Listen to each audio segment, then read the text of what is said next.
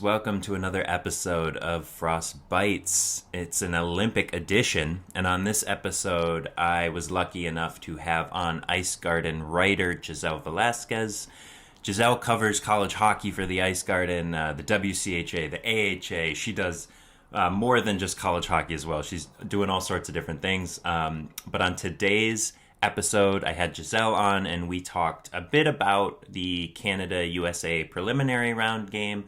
But we spent most of our time talking about players that had ties to Minnesota college hockey that had sort of caught our eye and were really performing well in the Olympics so far. So that was a lot of fun. Super excited to bring you that conversation.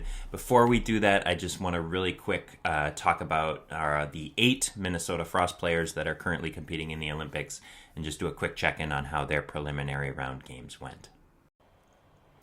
We can start with Team USA, where Britta Curl-Salemi leads the way in terms of Frost players and points, as she has 3. She has played a lot in the top 6.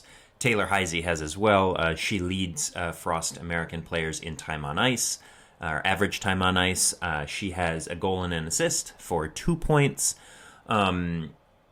One of my favorite things about international hockey is just seeing how roles change for players compared to their college teams or their club teams, and we'll get into this in my conversation with Giselle. But it's been interesting to watch Kelly Panic, Grace Zumwinkle, and Kendall Coyne-Schofield, who with the Frost, all 3 of those players are really leaned on to drive offense and score. And in these Olympics, the USA has plenty of scoring, or has had so far, and those players have played more of like a puck possession, keep the other team's top scorers off the score sheet kind of role. I think, and I think they've been great. They've created a lot of chances. It just hasn't quite found it on the score sheet yet. But those shifting roles and dynamics from club or college to international is one of my favorite things to watch in international hockey. And then Lee Steckline has been consistent, and the Lee Steckline, we all know that USA Blue Line is so deep. She's averaging about 13 minutes of ice time a game, but that, as we saw, that USA defense group is really so deep. So they have been fantastic as well. Switching gears just a little bit as we move over to Czechia, 2 Minnesota Frost players representing Czechia at the Olympics, Klara Hymlerova and Denisa Shisheva. Hymlerova has been the more noticeable of the 2, I would say. She's got 1 assist, 1 point. Both players are -1. Hymlerova has been playing a little bit more for Czechia, leads in ice time a little bit compared to Shisheva. Speaking of switching roles, a common theme for this episode, Giselle and I will get into that a little bit more later, but it's been really cool to see Hymlerova in more of an offensive sort of play drivery kind of role for Czechia, sort of being leaned on to provide some offense in a way she maybe isn't as much with the Frost. With Czechia, she's playing alongside Kristina Kaltenkova, and that line has really been tasked with scoring for Czechia. Czechia are interesting for me. They were interesting coming into this tournament. I think there have been flashes for sure of the upside and what this team could do. They've also had some setbacks, I would say, as well. They feel like a team, if they can sort of put it together for 60 minutes and kind of lean into the good things that they've done, I think they are most definitely still in contention to win a medal, maybe cause an upset, something like that. So they will be, both of these players and Czechia just in general are a team to watch for me as we move from the preliminary round into the medal round. With that, we'll switch gears here, and excited to bring you this chat with Giselle. Giselle, thank you for joining me. Our plans have finally made it out of the group chat. Welcome to Frost Bites episode 2. Thanks for coming on. This is going to be fun. Hello. Thank you so much for having me. What an honor to be here in the second episode. I feel so fancy. Thank you. Oh my gosh. Okay. Well, we'll see. I don't know how fancy it's. We'll see how fancy we get here. Giselle, you wear so many hats at the Ice Garden. Could you, a brief description of some of the things you do, of the many, please. Thank you. Yeah, of course, of course. So I cover the WCHA conference and also the AHA conference, and I'm one of the lead NCAA writers at the Ice Garden. And then when the season's over, I get to dabble into other things, PWHL sometimes, para ice hockey I did last summer, which is super fun. So all these little things hockey wise I get to do, so I'm very grateful. So you'll see my name on a bunch of different things. So Yeah, that's right. I forgot about the para ice hockey stuff you did. Yeah, maybe that's a conversation for another time. We can't get into that now, but yeah, okay. I could Very talk cool. about it for hours. Yeah. Yeah.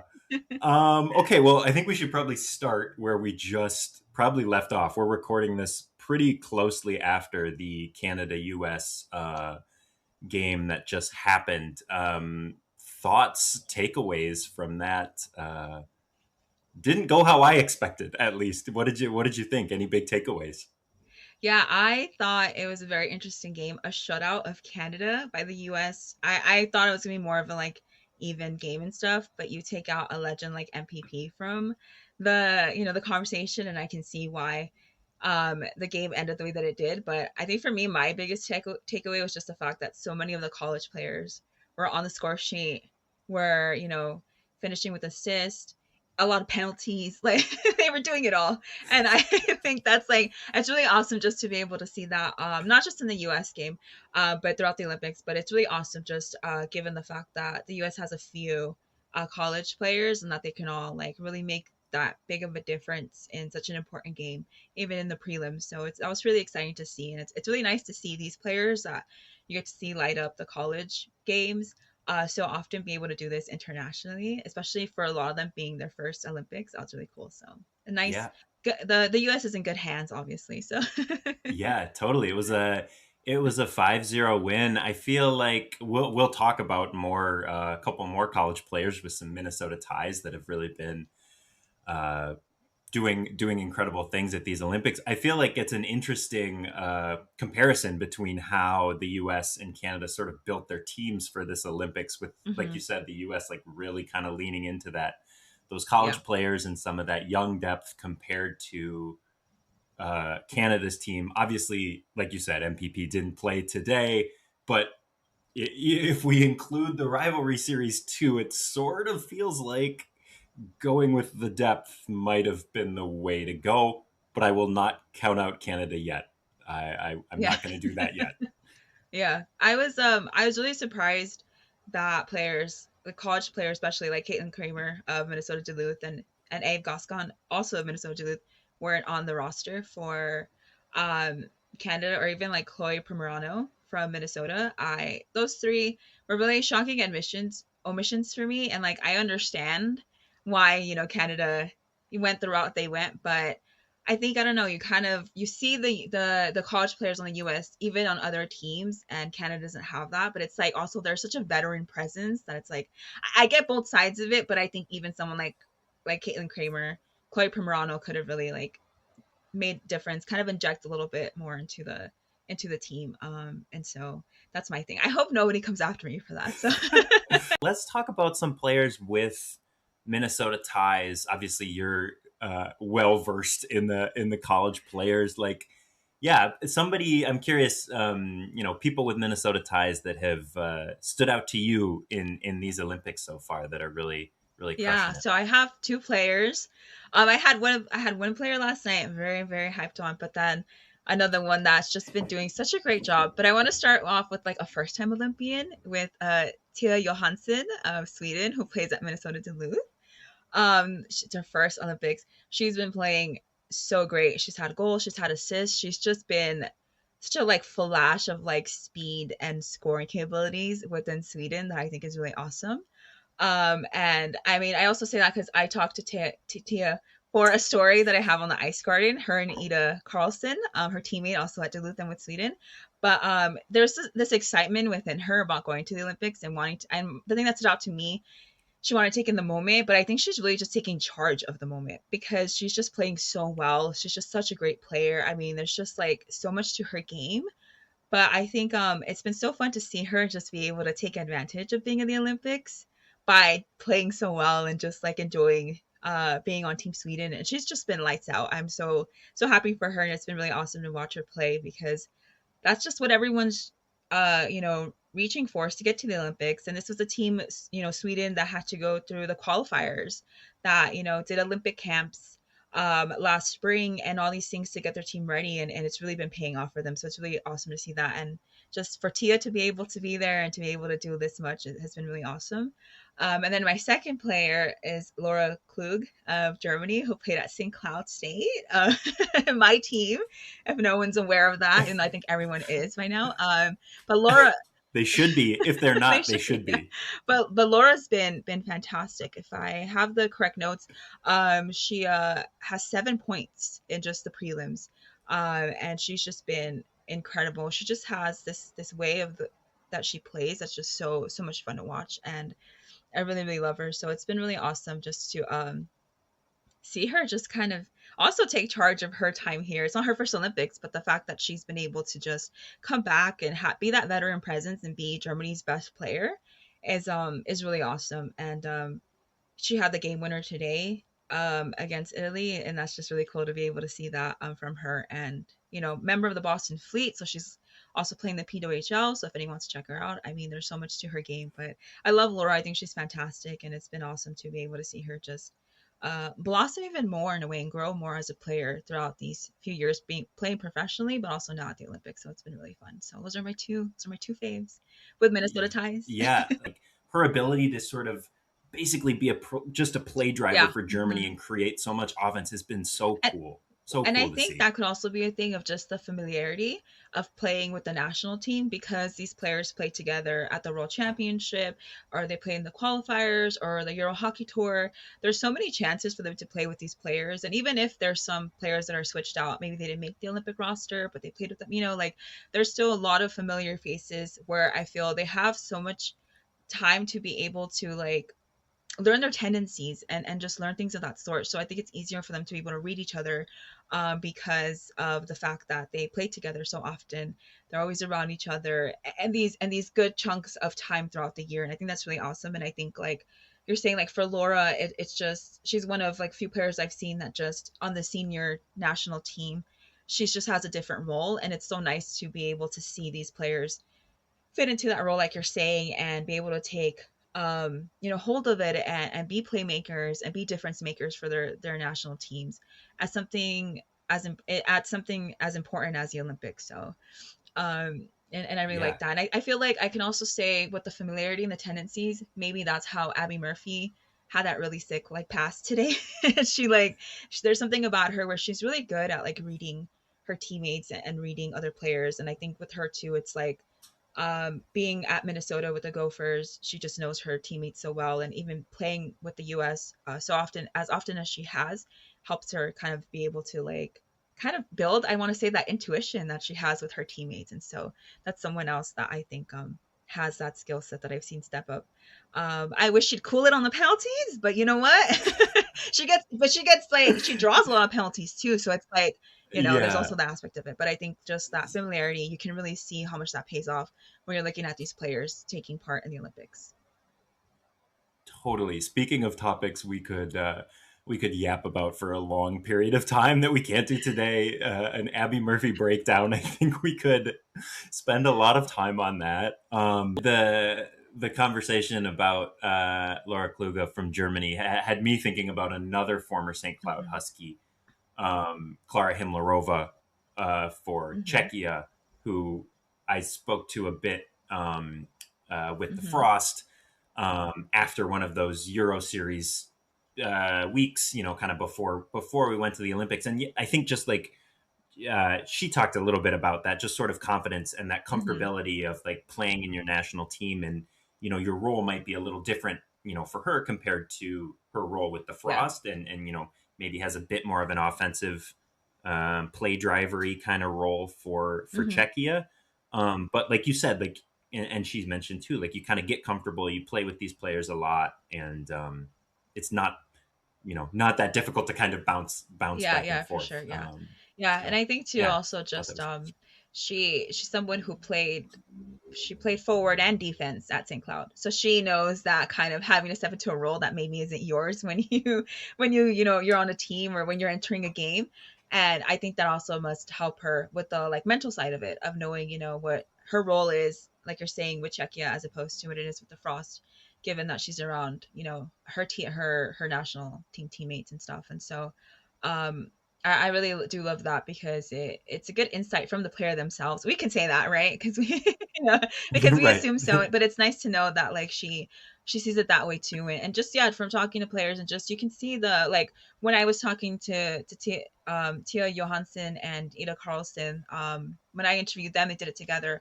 Really close, really good friendship at Duluth. Really close friendship with Sweden.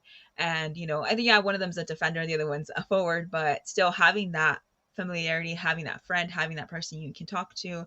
I mean, those kinds of things, maybe the fans don't think about it as much, but that definitely goes a long way in these circumstances. Or maybe, there's a lot of pressure that these players may be putting on themselves because they're first time Olympians or their team hasn't been back in a long time, like Germany, for example, who hadn't been to the Olympics in like 12 years or so.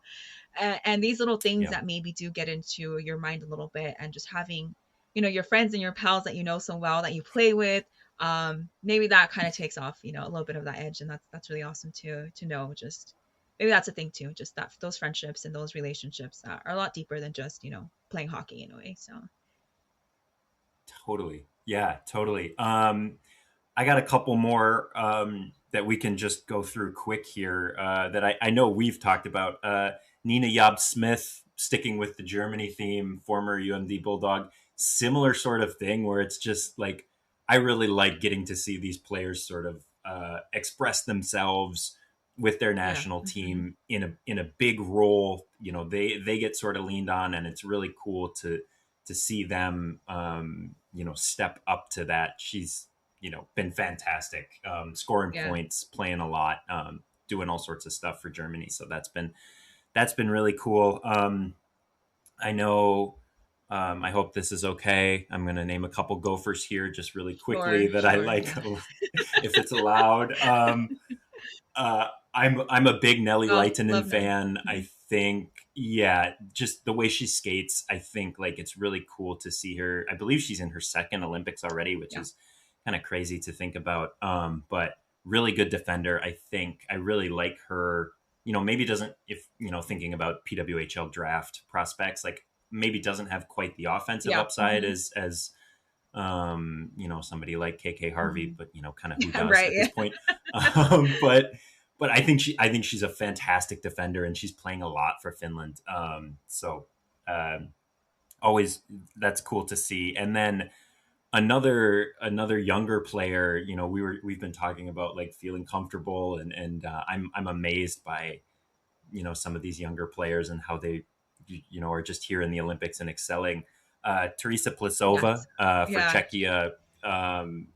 She anytime I watch her with the Gophers or with Czechia, I really just think she's big, strong, great skill. I think she's got one goal so far in these Yeah. Olympics, Hmm. but just at her age, I'm just amazed at like sort of like how put together her Yeah. How game is, comfortable and she then looks. also Yeah. Hmm. yes, but then also to think of like, God, what is this going to look like in When 3 years when when she's she's further along. Yeah. yeah, right. I'm always like, my goodness, like I don't it's hard to understand how she's so how so many of these players are like so comfortable at this age, and then yeah, to think years in the future, it's yeah, Yeah, exciting. absolutely. Just see how her game can like get polished, and how much it can grow in the next few years, given her like especially what school she plays at. That has like Right. Yeah, totally.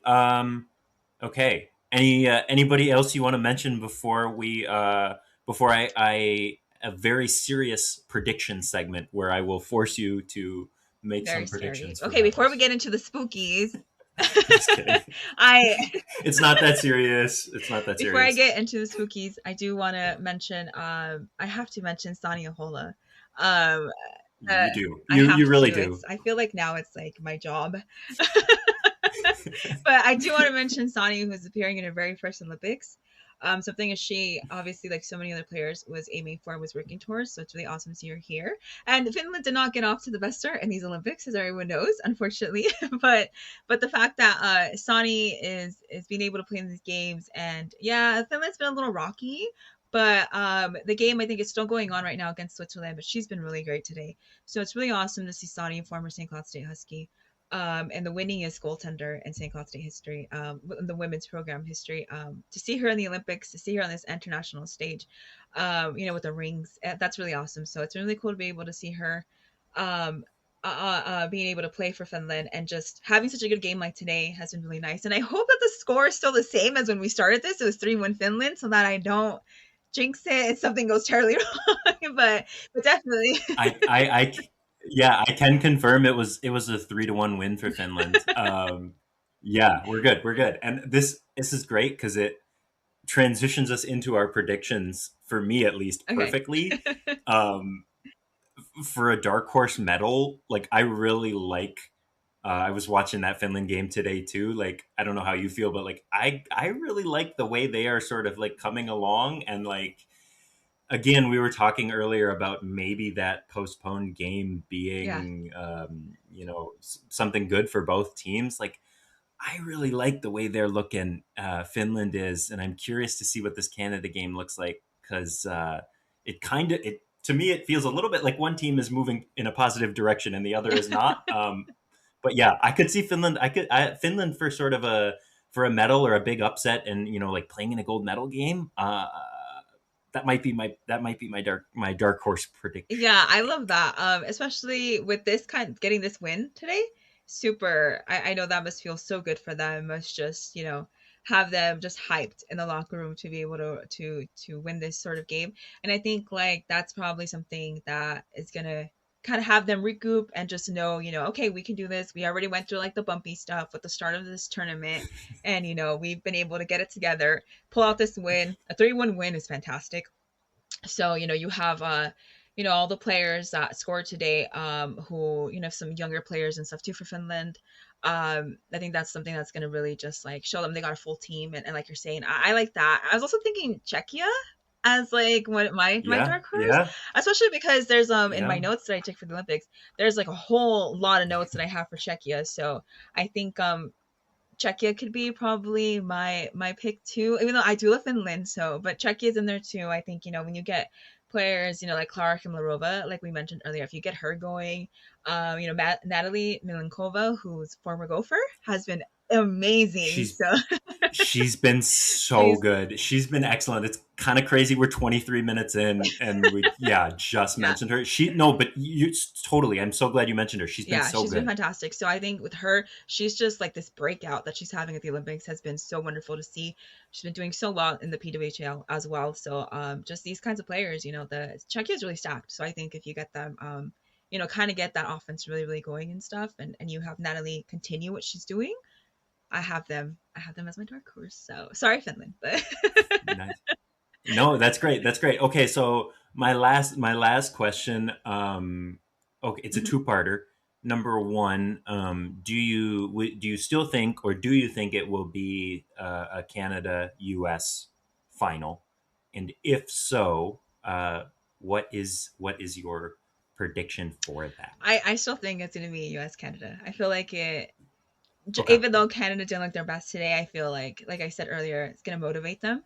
And so I think it is Yeah. them, but I do see the US winning it, not just because I'm American, please. I Hmm. go for Finland. So I actually do go for Finland. So but I do think that there's just from today's game alone, if you only watch today's game, because it's like a US Canada matchup, I mean just the depth that the US roster has with so many of the younger players, like I said earlier, scoring today. You have first time players like even Hannah Bilka, who scored today. I think she scored twice today. So, you have all these players who are stepping up, stepping into their roles.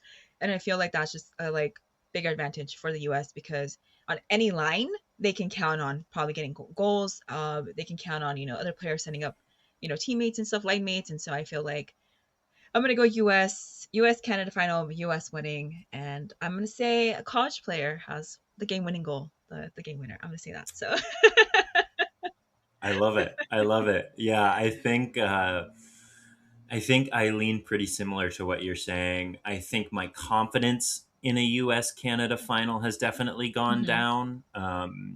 I wonder too, like how this plays for the U.S. Like this was a big game, and like maybe a huge, a lot of emotion Hmm. in it. And I wonder, like, they obviously have a ton of leaders Yeah. on that team. Hmm. Like I imagine they will bounce back well from it. But yeah, maybe I'm just rooting for chaos. Right. At the But end of the day, yeah, that's what you want. yeah, the chaos is fun. But I do think my confidence in it has gone down. But I do think it'll be U.S. Canada, and then I agree. Like I think it's the depth Yeah. for Hmm. me. Even if MPP is back, um, I think the U.S. the depth is good, and their defenders are just Yeah. so good. Hmm. They're so good at just getting the puck out of the zone and getting it into the offensive zone. So I think I would. I think I picked the U.S. to. Um, Yeah. unfortunately, maybe, but I think that's my Another thing pick. I need to add about the defenders, you have Layla Edwards, the first black player on the team. Right. You have her Yeah. as a defender. That's not even her like natural position. She's Yeah. a forward at Wisconsin. They've had her play defense this season to prep her for the Olympics. But you have Layla Edwards as a defender. I mean, come on.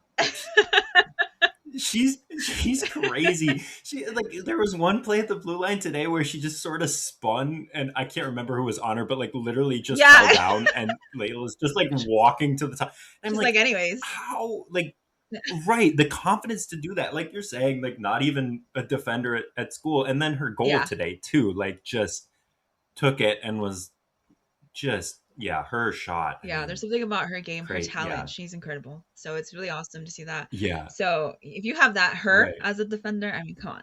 Right. Right. And like we said before, like speaking of players who are like still young and thinking about like, God, what is this gonna look like in 3, 4 years? Like, holy Yeah, and once cow. she gets into the pros, I mean, I think it's gonna be unbelievable. She's gonna have a season. Well, yeah, for sure. And wrapping up here and speaking of things that you can get into after the college season is over, PWHL draft, prospects, all sorts of good stuff. We can have you on again. We can chat about that. That'll be Yeah, really absolutely. fun. Always happy to talk college. Always happy to talk about players. If you let me sneak in one Husky, I'm totally fine. That's perfect. Do you have? We'll make sure to link some of those pieces that you were talking about. You did so many pieces with Olympians before the Olympics, interviews and stuff, which are great. If you haven't checked those out yet, please do. I'll link them here. They'll be in the description or something. Anything else you want to plug before we are done um, here? just you guys can follow me for my very annoying takes and my very annoying play-by-play of St. Cloud State's hockey games on X and Blue Sky at Empty Rink. And I do a lot of other work too, hockey wise. So if you guys want to check out any of my links, I have them on my sites. I love college hockey. I really do. I love St. Cloud. So I write a lot about different schools and stuff. So please check it out. And yeah, I appreciate you having me on. This was so much fun to talk about. And I hope everyone enjoys the Olympics and we have more college players doing their thing. And then you guys see anybody else who's like watching this and you've liked some of these college players, please follow them and watch their college teams play. College hockey, especially women's college hockey, is so much fun. We're reaching the end of the season and we're gonna get into playoffs at the end of this month. I mean, it's just wild. And it's so much fun. And the NCAA playoffs start next month. So please check it out and please just follow these players and follow them to their schools and just see if you have any other things that you like about their game or just their teams in general. And it's a lot of fun, I promise. So that's all I have to say. So thank you. That's a great note to end on. Thank you so much, Giselle, for being on. This has been great. We'll have you on again. And yeah, thank you so much.